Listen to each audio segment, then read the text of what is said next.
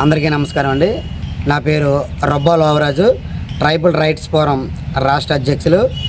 ఈ మధ్య కాలంలో పార్వతీపురం మన్యంలో ఏజెన్సీ ప్రాంతాలకు సంబంధించి ఎక్కువగా టూరిజం అనేది డెవలప్ అవుతుంది.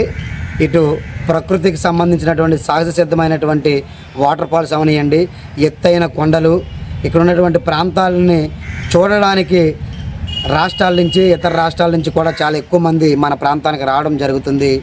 అయితే సినీ ప్రముఖులు కూడా ఈ ప్రాంతానికి వచ్చి కొన్ని సన్నివేశాలను కూడా చిత్రీకరించే స్థాయికి మన ప్రాంతం వెళ్ళడం చాలా శుభపరిణామం.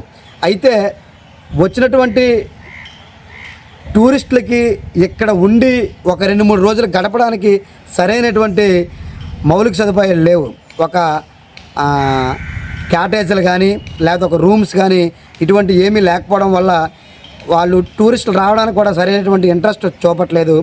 కేంద్ర రాష్ట్ర ప్రభుత్వాలు ఈ యొక్క పర్యాటక ప్రాంతానికి ప్రత్యేకించి అటు అరకు, పాడేరు, అలాగే లంబసింగి ప్రాంతాల్లో ఏ విధంగా అయితే ప్రభుత్వమే ఒక క్యాటేజీల రూపంలో నిర్మించి అద్దెకిస్తున్నాయో అలా ఇచ్చినట్లయితే ఇక్కడ ఉన్నటువంటి స్థానిక యువకులకి, ఇక్కడ ఉన్నటువంటి ప్రజలకి కూడా ఉపాధి కలగడంతో పాటు ఈ ప్రాంతం కూడా ఎంతో అభివృద్ధి చెందుతుంది.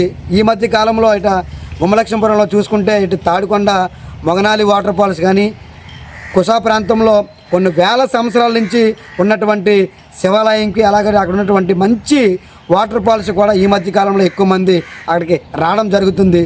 రావడానికి వెళ్ళడానికి టైం సరిపోతుంది తప్ప ఇక్కడ ఉండి ఒక రోజు 2 రోజులు గడపడానికి ఒక క్యాటేజీ లాంటివి కట్టి చేస్తే ఇక్కడ ఉన్నటువంటి స్థానిక యువతతో పాటు పర్యాటకులకు కూడా ఎంతో బాగుంటుందని చెప్పి ఈ సందర్భంగా మేము తెలియజేసుకుంటున్నాం.